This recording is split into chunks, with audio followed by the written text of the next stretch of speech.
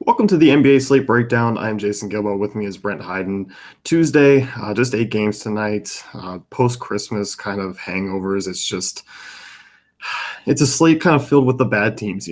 It's what we get today. Sloppy Yeah, seconds. yeah. Well, I mean, it's filled with a lot of good teams, but they're playing bad teams, and like there's just a ton of slow-paced games. Only one star on the slate, and only one game I think projected over 210 points. It's just going to be like a grinded out slugfest type night. Like it's interesting from a daily fantasy point of view, but I don't think I'm going to enjoy watching any of these games tonight. No, not compared to yesterday. Yesterday was like, we get the prime rib, and this is like a microwave steak. Like, this is what Yeah, we get. yeah. This isn't even like good leftovers. This is like the bottom of the barrel leftovers from Christmas dinner. Toronto Dallas here first, 210 over under. This is a game I definitely don't mind targeting on this slate, and we can start with the Toronto side. I really have interest with quite a few guys here, and really the backcourt. Point guard is kind of a really top heavy, kind of weird position tonight because there's only a few options up top, and then kind of a big drop off. Yeah, it is kind of weird like how lineup construction is going to go depending on your site. Like DraftKings, it's pretty much it's much easier because of multi-position eligibility. But if you're looking on like FanDuel, a guy like Kyle Lowry in this matchup, even though Lowry's been incredibly disappointing as of late, it is kind of one of the best matchups on the board for opposing point guards. So I think he's extremely interesting, and I don't know how popular he's going to be, just because if you look at his game logs, it's like here's a 40-point game here, and then a bunch of 20s, and then like a 50-point game, and then a bunch more 20s, and then a 40-point game. It's been really up and down. So I don't think he's going to be popular, but he's one of my favorite point guard options on the slate. Yeah, me too. Like, I kind of look, and I think, obviously if you look on DraftKings, like, because you have, Donovan Mitchell, who's point guard eligible, you have Lou Williams, who's point guard eligible. Like, I think he is going to go overlooked. Oladipo as well. Might be a little bit more popular on FanDuel, but still not that much. Like, even in great matchups this season, he has not been really over 15-20%. Like, I think he's going to probably hover around that 15% range, which is, I think, is low for Lowry in this spot tonight. Yeah, and I think just a lot of it has to do with like he doesn't have the usage rate that he used to have, and like you said, his performances have been pretty up and down recently. But if you look at the matchup against the Mavericks, like just if you're looking at it, just glancing at it, like you'll see that they rank around league average in fantasy points allowed to the position. But when you start to dig deeper into the numbers, like you see that they're giving up a really high field goal percentage to opposing point guards. They're allowing them to shoot 57% from the floor, 46.2 from beyond the arc. They rank the bottom 10 in efficiency to the point guard position. And now that Dennis Smith Jr. is back, like their point guard defense is going to get significantly worse. So Larry's a guy I think you really want to take a big look at, just because like on a night like tonight with only one star, like you kind of just want to get the guys that you think could possibly put up the most fantasy points, like just the highest raw points total and not necessarily the highest point per dollar value. And a guy like Lowry and a guy like DeMar DeRozan could be those players that do that for you. Yeah, and I think DeRozan's going to get overlooked as well tonight. Like, this is a guy who, I mean, averaging 31 real points over his last 5 games. Like, gets a matchup against the Dallas team that you mentioned. I mean, they really do struggle on defense. And DeRozan, I think, is just going to get overlooked here because of Tyreek Evans getting another great matchup against Phoenix again. You have Middleton in a good spot, Lou Williams, all these guys, Mitchell. Like, I don't think Toronto's going to be that popular. I don't think so either. And I think, again, like part of what's going to lead people off of it is it just looks like it's going to be a slow paced, low scoring game. I mean, both these teams, Mavericks 94.2 pace, Raptors 97.1. It's kind of interesting to note. I don't know if people have been paying attention, but DeMar DeRozan's added a 3-point shot to his arsenal. He's 13 of 20 from beyond the arc over the last 3 games. He's averaging 34 points per game in that span. Like he talked about it the other day about how like his new approach to shooting 3-pointers is I'm just acting like it's a mid-range shot and just doing what I got to do, get to my spot and shoot. If he's going to continue shooting that 3-pointer against the team that has historically struggled against 3-point shooters, like he's extremely interesting here too. Yeah, I think so. And people always complain about DeRozan, oh, he doesn't have the peripheral stats, he doesn't take threes. Like now these kind of things are going away. He's become a little bit more complete. I mean, 4.4 rebounds per game this year, nearly 5 assists per game this year. Like numbers have popped up. I think that's why Lowry's floor and ceiling has become a little bit lower this season. Yeah, and it's interesting to note that DeMar DeRozan is actually operating as the primary ball handler in the pick and roll 42.5% of the time. So he's actually has the ball in his hands a lot, and that just increases his ceiling if you have a guy that's doing just has the ball in his hands more often. So I absolutely love him tonight. And outside of him, I don't know that I have a lot of interest in any of the other players on this Toronto team. Like Serge is fine. I don't want to mess with Jonas Valanciunas and his, 15 minutes, or maybe we'll get 25 here or 18 here. I just don't want to do it. So like it's those two guys, and that's pretty much it. Yeah, I don't mind Ibaka. Like, if you can go there, you can grab him. Like, he's a guy whose minutes have been pretty consistent. I mean, he's been pretty consistent as well. It's been a kind of a long stretch of good Ibaka games where he's getting you 25, in between 25 and 35 fantasy points. So I don't mind him against this Dallas defense. I mean, they're not a good rebounding team as well. If he can get a couple block shots, like, there's some upside here. Yeah, I don't necessarily mind it. I think where he's kind of priced on both sites, there's some other players that I think just have a bigger potential to score more points. So like he's fine. I think he's more cash game viable. But if you're looking in GPPs, I think there's several guys that in that same price range that could just outscore him. Certainly. Yeah. As you said, Valanciunas is a guy just other centers I'd rather use tonight, and I'm not playing the guessing game. Yeah, there's like at his price, I would rather a few other centers and better matchups, anyways. Yeah. On the Dallas side, I don't have a lot of interest in Dallas. I mean, they are cheap. I mean, what, five starters here, or five of their six key players are under 5K on DraftKings. Like, there's some value to be had for a team that is still projected to score 100 points tonight. Yeah, if I was looking at anyone, it might be JJ Barea coming off the bench. He's in a decent spot, and he's been just so incredibly consistent. I think he's a little more cash game viable than anything else. Like he has at least 23 fantasy points in 24 games this season. He's got at least 23 fantasy points in 12 straight games. He's just that consistent guy coming off the bench. So he's a guy, he's someone that I might consider if, where he's cheap as just a cash game option, and maybe Wes Matthews or Harrison Barnes, but I'm just not terribly intrigued by anyone from Dallas because this Toronto defense is really good. Their bench defense is extremely good. I just don't want to target them. Yeah, I'm with you. And front court, I really don't want a piece of against, Ibaka and Valanciunas or whoever they're rolling out there at the 5. That's kind of interesting. Dirk has been fairly solid as of late. I think he's got 30 points in back-to-back games, 30 fantasy points in back-to-back games, but just not a great matchup for him. Detroit, Indiana here next. This is a game that has a couple injuries on the Detroit side that we've been dealing with for the last week or so. Indiana here, the guys have been kind of like I want to like them a little bit more than I do, but I'm not terribly intrigued with this game outside of maybe one or two guys. There's a couple interesting aspects. Like if you're just looking for a guy that has the potential to put up the most like I said earlier, raw fantasy points, you obviously have to look at Oladipo here.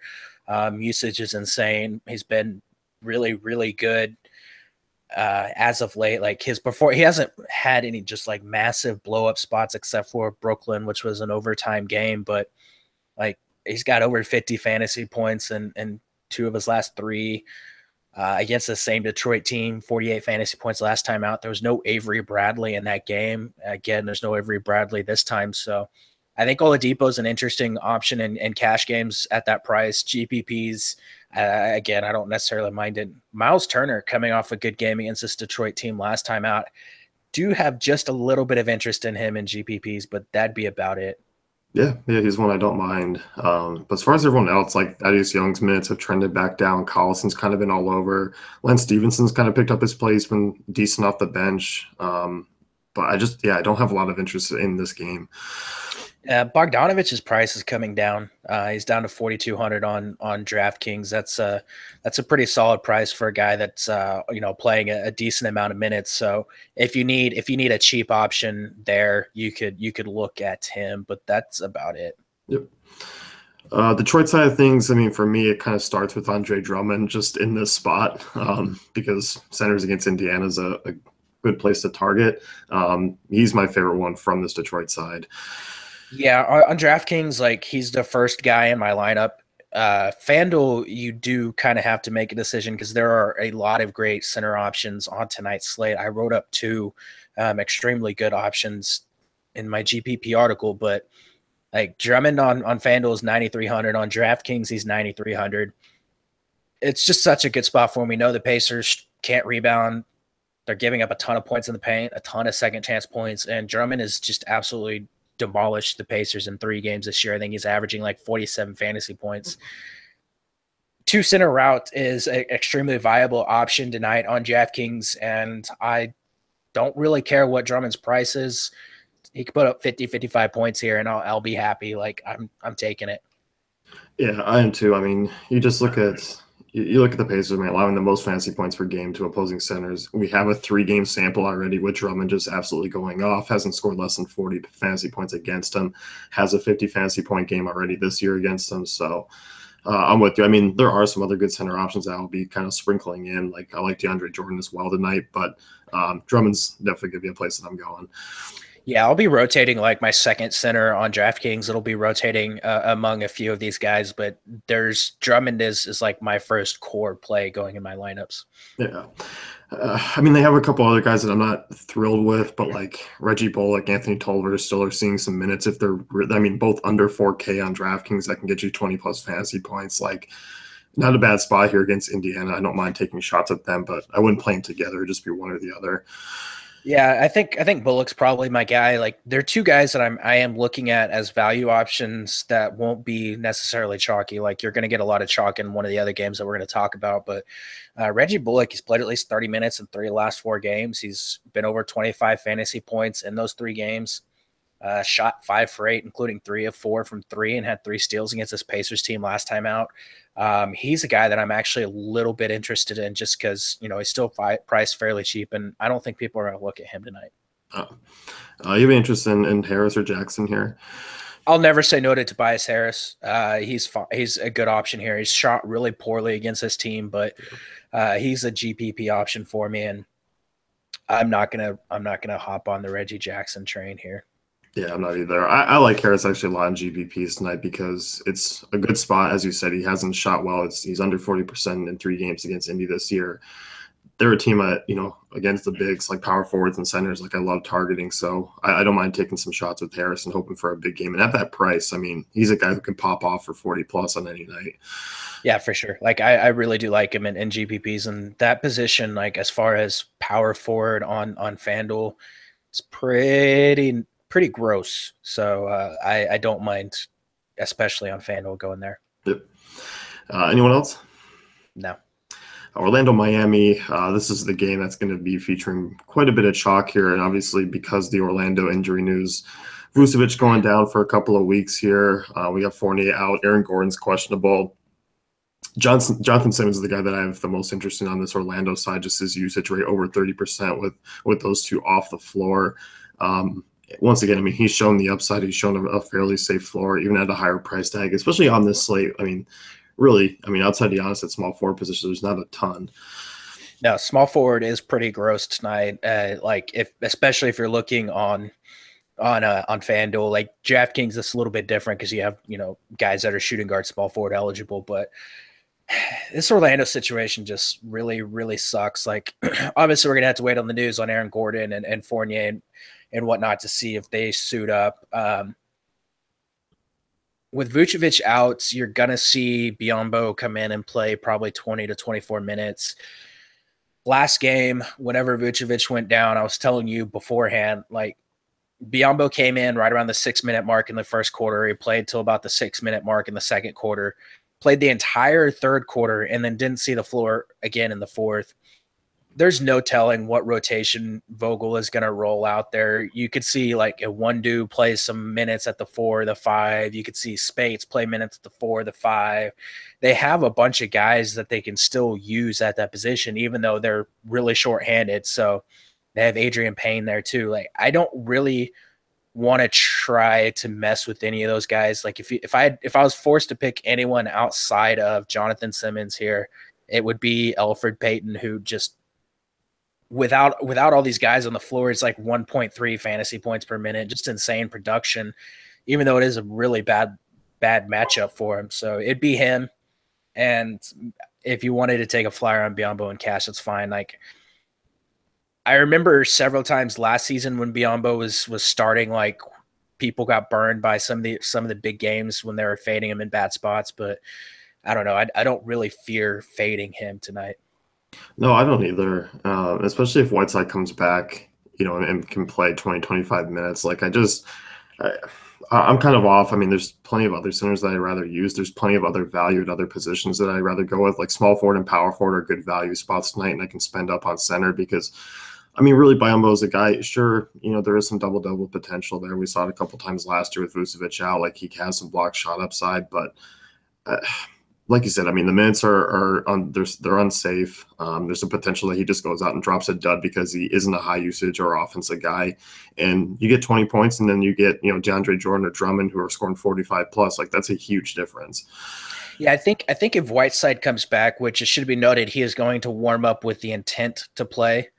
Yeah, there goes one of our wonderful injury reports right there.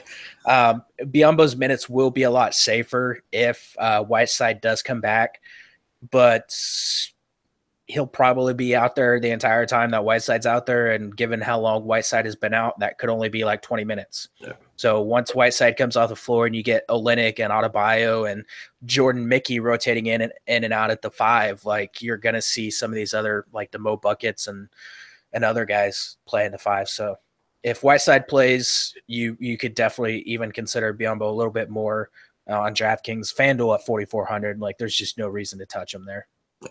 You said Mo Buckets. Are you going down that road again here?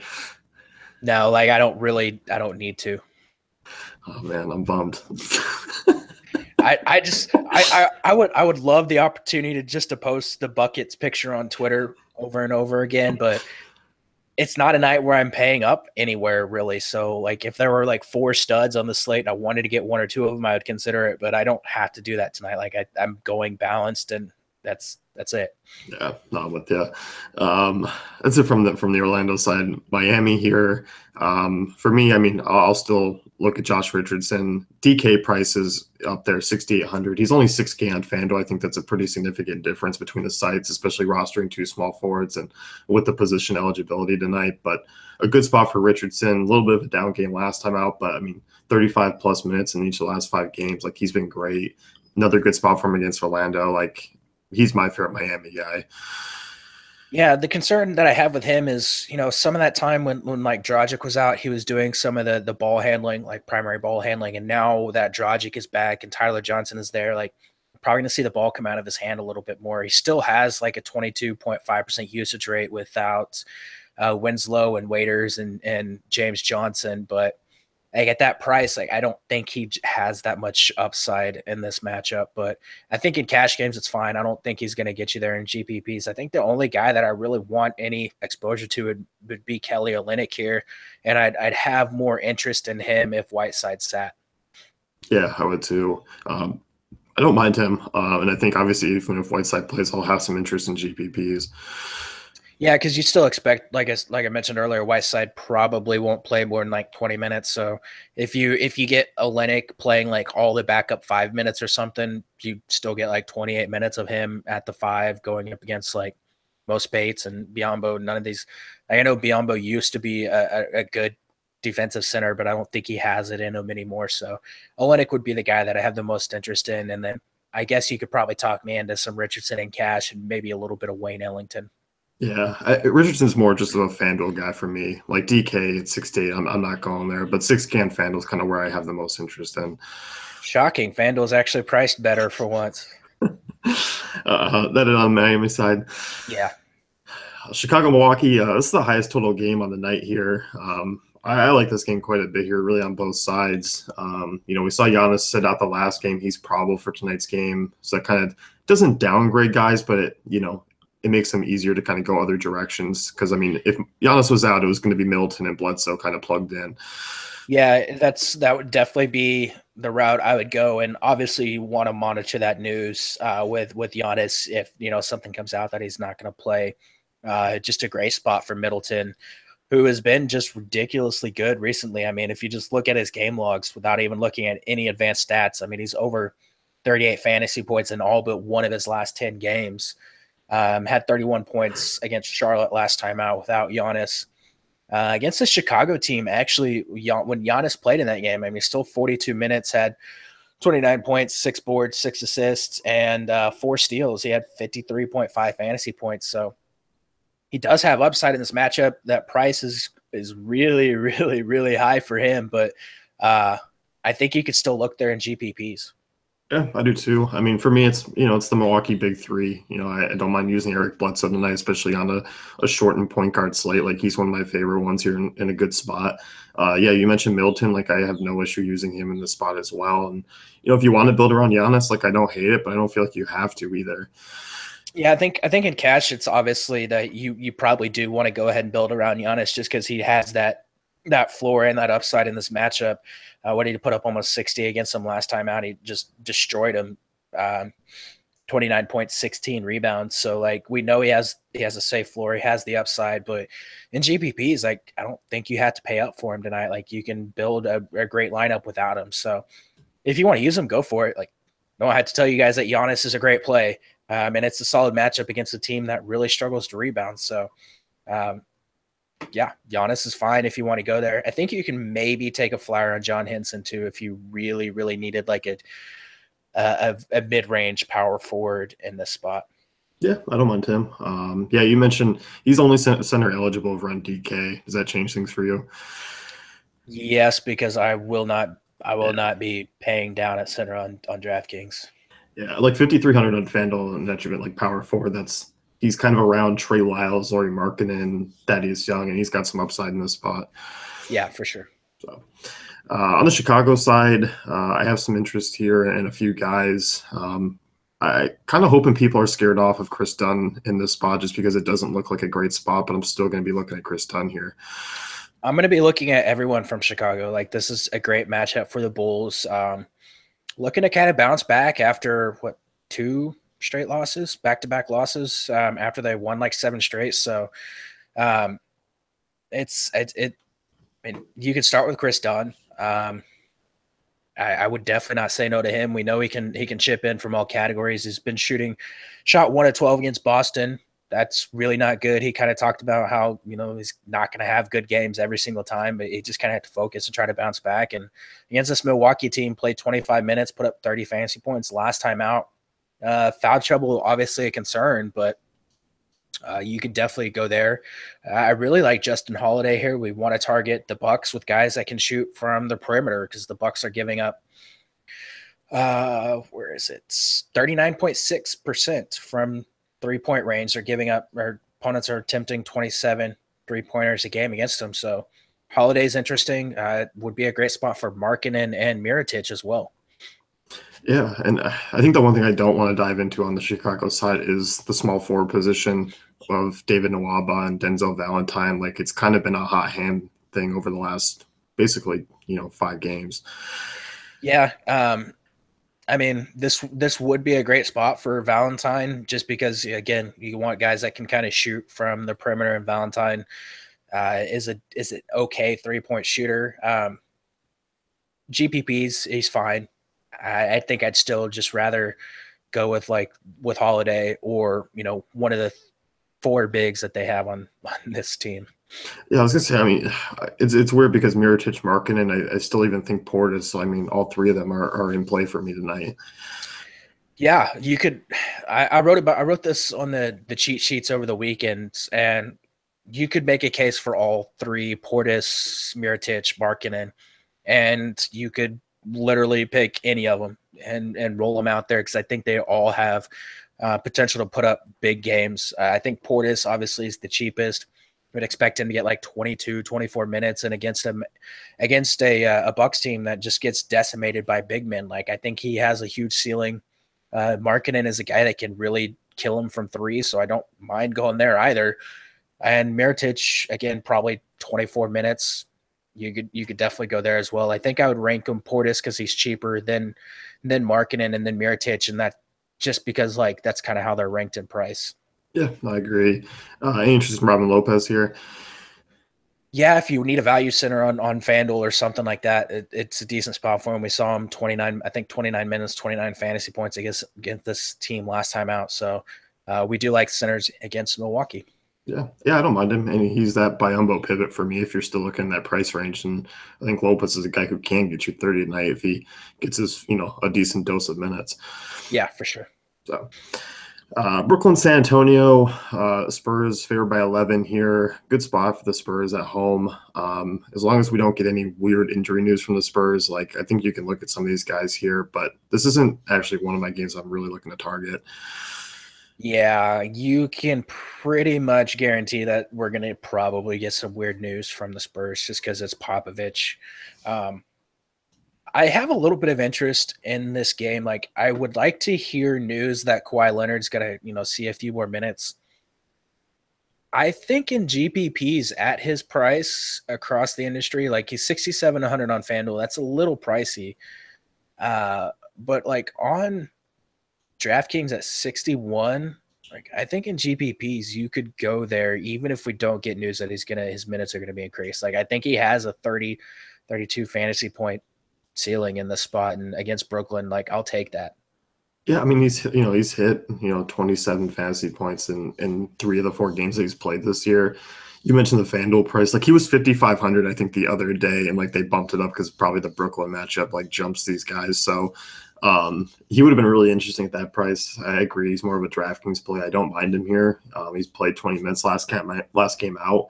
If we get 25 minutes here against Brooklyn, I mean, Kawhi's a guy who can produce, across all categories and produce 30 plus fantasy points. Yeah, if he gets like 25 minutes, that's like an opportunity for like 6 or 7 steals with Kawhi. So he could get you there just on steals alone in this type of matchup. So again, I think he's just a good option if you're building a bunch of lineups. You could roll out like a Kawhi lineup and you could probably feel pretty good about it. But other than him, like Pau Gasol's price is really, really, really high because he's coming off 2 ceiling games against Portland and Sacramento. I don't really want to go there tonight. Like Aldridge is a fine cash game play, but there's as great as a matchup as this is for the Spurs, like I can't really find a spot that I really want to go except for maybe like Tony Parker, who's 4,200 on DraftKings. Yeah, like I don't mind Gasol like on FanDuel, he's 6K. There's other centers I want to use, like good spot for him. Aldridge on FanDuel, I mean, if you can fit him in, like he's got one of the higher floors at power forward on the slates. Like I don't mind going there, but they're just not going to be core plays or guys that I'm really trying to force into my lineups. No, like I said, this would in theory be a game that you want to attack, but like because they're most of these guys are coming off good games, or you're dealing with Kyle Anderson and Kawhi and all these guys playing limited minutes. Like it's just kind of really tough to go there. Rudy Gay is interesting on FanDuel at 4,300. Again, it's a matchup you would expect him to be able to do pretty well in, but like, I mean, he's got 5 straight games under 20 fantasy points. So like, I don't know that he's a very safe option. Again, I think it's Tony Parker, like against a team that kind of struggles to defend the pick and roll ball handler. Like that's pretty much all. That's all Tony Parker does. He just runs the pick and roll over and over and over and over again. So I think this is a spot where you could attack him, and that'd be about it. Yeah, I'm with you. On the Brooklyn side, Spencer Dinwiddie in DraftKings GPPs, I think it's worth a look because he's priced down quite a bit, 6,300. FanDuel, he's 74. Like he's 200 less than Bledsoe. He's the same price as Dunn. He's 100 more than Payton. I'd rather go other directions, but San Antonio's kind of struggled a little bit against point guards. They've gotten some big fantasy point games out of him, and obviously I think he's a little bit interesting in tournaments still. Yeah, I don't think you're looking there on FanDuel, but I definitely don't mind it on DraftKings. Like I think it's a spot where you could kind of attack there. Yeah. As far as anyone else from the Nets, I don't have a lot of interest. Rondé Hollis-Jefferson's sort of cheap on DraftKings. He's kind of the same situation, but it's a worse spot for him than it is for Dinwiddie. Yeah, I do have more interest in him on DraftKings just because like at 5,900, that's really, really, really cheap. FanDuel like 7,100. There's no way in hell I'm paying that price. But 5,900 on DraftKings, that's pretty intriguing in a spot like this. Like I know it's not a great matchup, but he could still produce given the opportunity. So I do kind of like him. Yep. It's really just those two for me and just those two on DraftKings. Yeah. Utah, Denver. I like this game a little bit here. Just a 204 total, but I think this game has quite a few DFS relevant plays.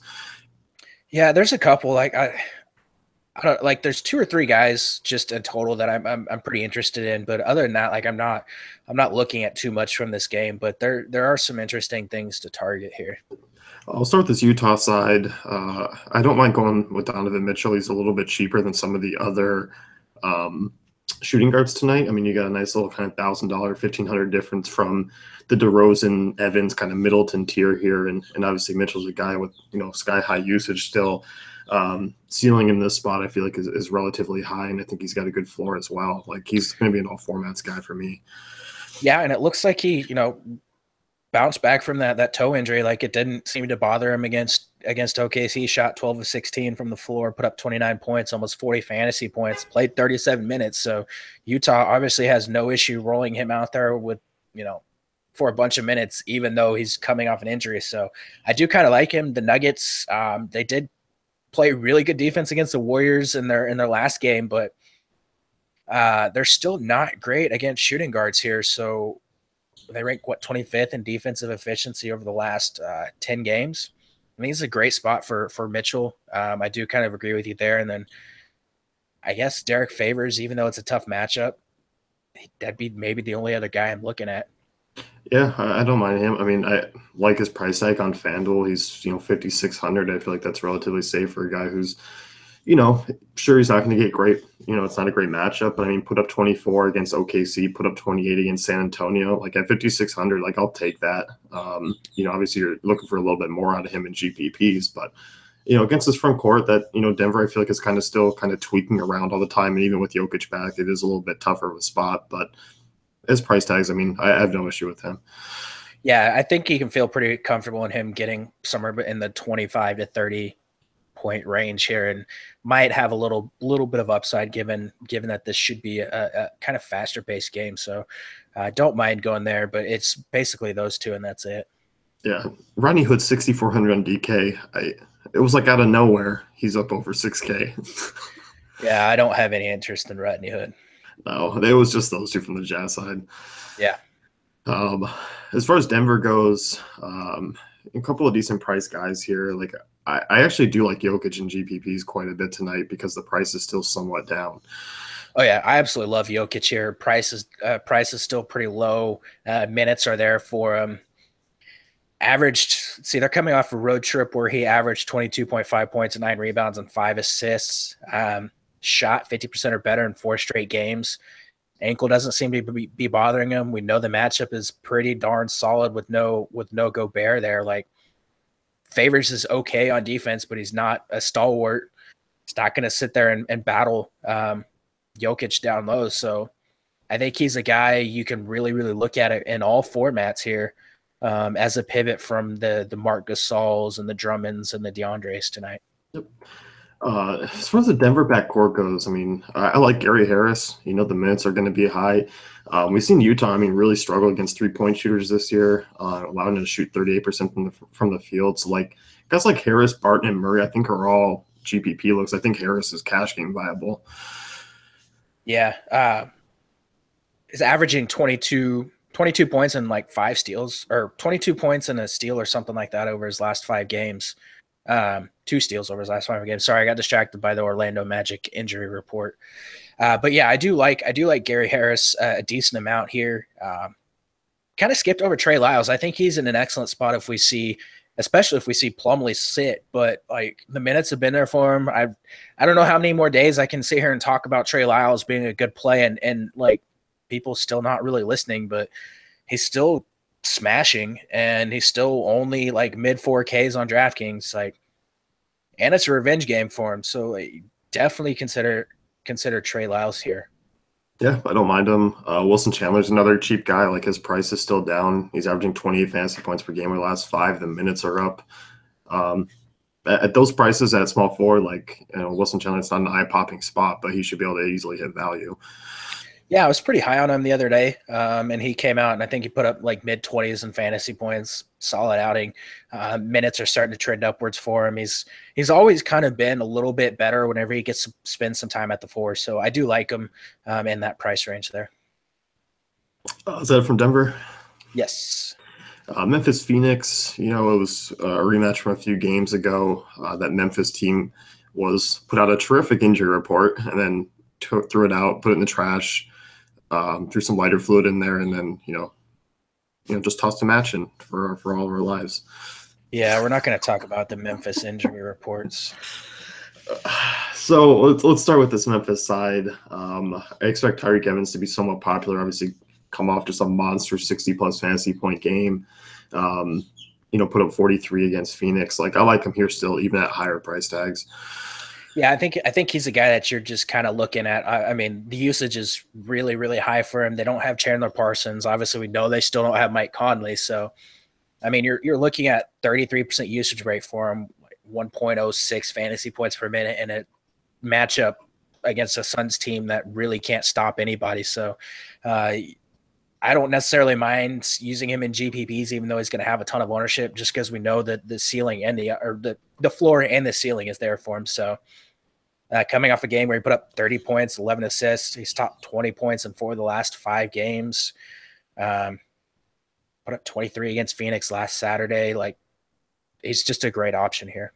Yeah, and if you're telling me I'm getting that usage from a guy who's playing 38 minutes, in 2 of the last 4 games he's been above 33, and 4 of the last 6, like sign me up, Yeah. Like I think you're definitely looking at him, and you're definitely looking at Marc Gasol here. Like I think you can plug both those guys in and expect like those two to have a decent chance at putting up the highest fantasy points on the slate. So you're hoping for like 100, 110 out of them, and they both have a decent chance of getting you that combined. Yeah, no, they really do. I'm not diving into the rest of the Memphis team though tonight. I just can't. I don't mind. Man, I'm sitting here trying to figure. I don't mind Harrison here. It looks like Mario Chalmers has kind of fallen out of the rotation. I think he played like 8 minutes last game. Looks like they're kind of trying to move on from him. I think it was Kobe Simmons who actually got in the game over Chalmers last time out. Kobe Simmons played 25 minutes. Doesn't have a lot of upside here, but as a 3K guy at shooting guard, like you could definitely look there against Phoenix if you expect him to get if you expect him to get the same amount of run he got last game. With no Chandler Parsons, you do expect that some of these guys to get a few extra minutes. So Kobe Simmons is fine. Harrison's fine. But yeah, it's pretty much Tyreek and Gasol here for me. Yep. On the Phoenix side, Suns obviously get a little bit of a boost with their team. Booker expected to return for tonight's game. I won't be going to him on his game back here, especially with a loaded shooting guard position. I won't be going anywhere here in Phoenix. Like, there's not a single person that you can like. Maybe TJ Warren at 6,900 on DraftKings. Like, you might be able to talk me into that. I mean, he's been playing really good recently. He's got over 20 real points in 3 straight games. He'd be the only guy that I'm considering here. Like, I don't want to try to figure out who's going to lose minutes with Devin Booker coming back. If it's Jackson, if it's Cannon, if it's Daniels, Ulis, I'm not going to deal with that situation. And I don't really want to take any of the bigs going up against Marc Gasol. No, I don't either, especially given the fact that the Suns have had some rest. It's not like we can say, oh, Chandler's on the back-to-back. We should see Monroe and Len soak up some minutes. Like, Suns on some rest is just not a rotation that you want to have fun with. The Suns in general just aren't a rotation that you want to mess with. Well, that's true. Sacramento Clippers next year. 2 unappealing lineups, but actually quite a bit of fantasy value here. I really like this game, and it's kind of shocking because it looks like it's going to be like a kind of a slow-paced game, but 2 not great defenses and a lot of players that just love to do nothing but shoot, and that kind of appealing here. Yeah, let's start with the Sacramento side. Zach Randall's price like dropped down like I don't know, it's almost like Bitcoin, like he just dropped down like $1,000, and I don't feel like he deserved anything to drop off. Like he was creeping up to 7K. Um, at his prices, like he's one of my favorite plays on this slate. Yeah, and just like Bitcoin, you want to buy the dips. So Zach Randolph's price has dipped down, so you want to buy. Like, I mean, he's coming off 31 minutes against San Antonio. Like, I think part of his price going down is obviously due to a recent game against San Antonio. His minutes have dipped a little bit now that Willie Cauley-Stein is back. But yeah, it's the Clippers team with no Blake Griffin, can't rebound very well, don't play very good defense. Like, he should be able to put up a pretty monster outing here. I mean, against the same team. Last time out, 30.4 minutes, 32.8 fantasy points at 17 points, 3 assists, and 7 rebounds. It's a good spot for him. He's a great cash game and GPP option on FanDuel, where power forward is pretty crappy, and I do like him on DraftKings as well. Yep.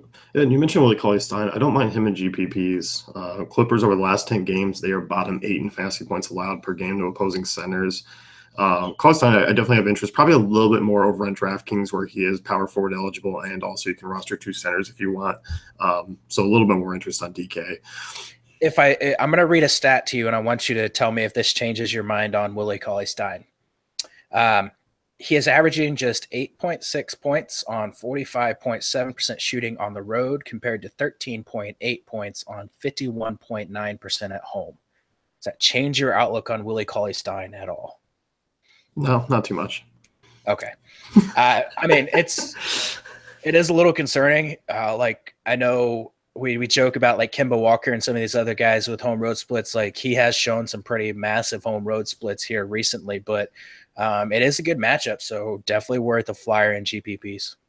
Yeah, it's one of those things. There's like maybe 1 or 2 guys where I think home and road splits kind of affect me because I mean, you could also look. I mean, Drummond's a guy who's been much better on the road this year compared to home. Yeah, but I don't take it into stock a whole lot. It's just kind of it's things that stand out to me whenever I'm doing my research. But again, I mean, you were only looking at them in GPPs anyways. Like, you're not cash game viable, so you're still probably taking that risk in GPPs. Yeah, for sure. If he was like a borderline cash, like that would probably swing me, just to GPPs. Yeah. So, backcourt. For me, I don't mind George Hill. I don't mind Buddy Hield. Those are kind of the 2 main guys that I'm looking at. I don't have a lot of interest in Garrett Temples or Frank Mason's tonight. It's kind of just Hield and Hill. I am all in on Buddy G buckets here. Like, this is the Buddy spot. Like, I love taking spot up shooters against the Clippers. They really, really struggle to defend spot up shooters. They're not defending the 3-point line very well either. We saw Buddy just light them up the last time they faced off. He's got exactly 24 points in 2 of his last 3 games. I wrote about him in the GPP article, so I'll leave a few stats out for people that want to click on that and give it a read. But like, I'm all in on Buddy Hield here, and I love on DraftKings that I can use him at small forward. Yeah, that's huge.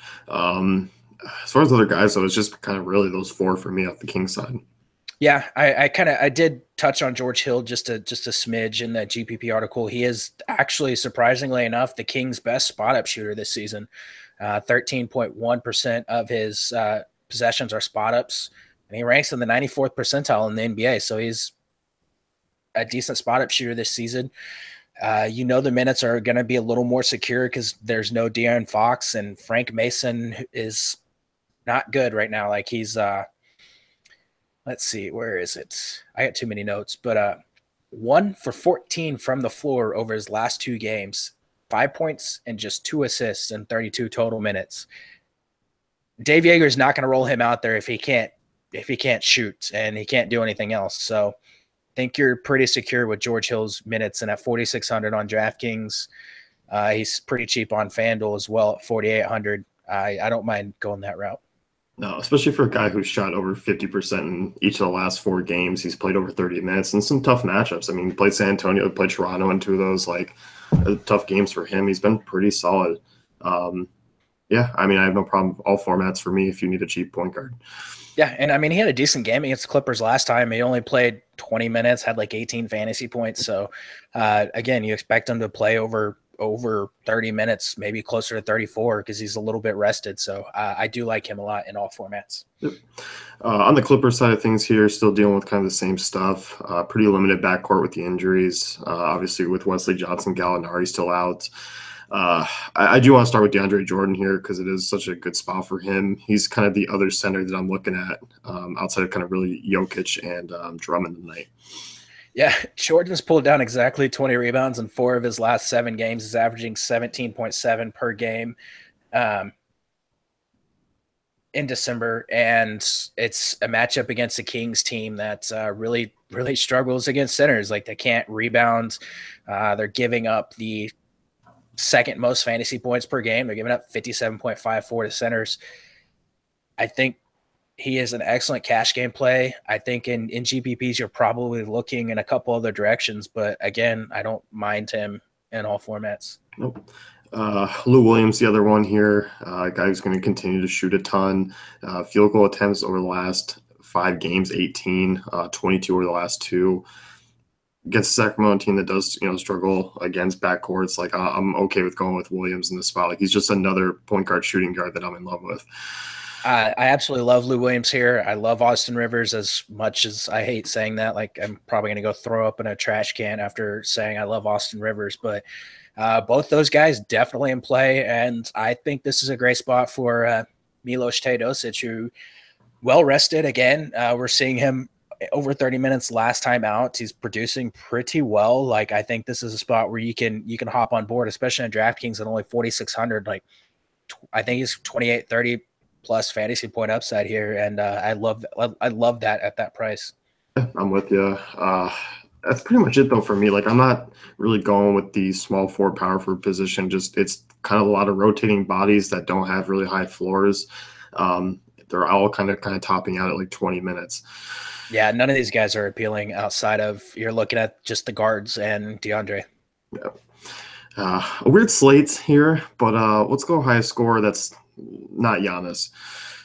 Sure. Before we do that, I do want to go ahead and give an update. Orlando Magic coach Frank Vogel on Evan Fournier, Aaron Gordon, and Jonathan Isaac availability tonight. All 3 of those guys went through shoot-around to test drive it, and they will meet with the medical staff, talk about how their injuries felt, and decide how we should respond. I'll make the decision tonight. So, thanks for nothing, Vogel. Yeah, and sadly that game's 7:30, so that news is going to come out at 7:05 or 7:08. Yeah, probably. Probably. High score. What do you got? High score, not named Giannis. Andre Drummond. Ooh. I'm going to go Tyreek Evans here. There you go. So that's it for us. You can enter DaveFantasyCafe.com. Brent's GPP article is up on the sites. Cheat sheet will be up by 4 o'clock Eastern, and we'll see you guys tomorrow. Good luck.